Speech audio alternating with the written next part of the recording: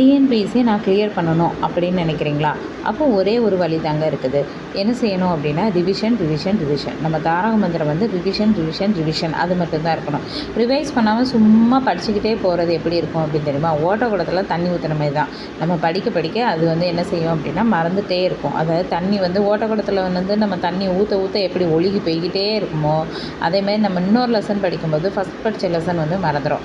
So நம்ம என்ன செய்யணும் அப்படின்னா ஒரு லெசன் படித்த உடனே அது வந்து ஒரு அடுத்த நாளே அதை வந்து என்ன செய்யணும் அப்படின்னா டக்குன்னு வந்து ரிவைஸ் பண்ணணும். இம்மிடியேட் ரிவிஷன் அது வந்து ரொம்ப இம்பார்ட்டண்ட். அதுக்கப்புறம் ஒரு 3 டேஸ்க்கு அப்புறம் வந்து அந்த ரிவிஷன் வந்து என்ன செய்யணும் அப்படின்னா மறுபடியும் 1 டைம் பார்க்கணும். அப்புறம் 7 டேஸ்க்கு அப்புறம் வந்து 1 டைம் பார்க்கணும்.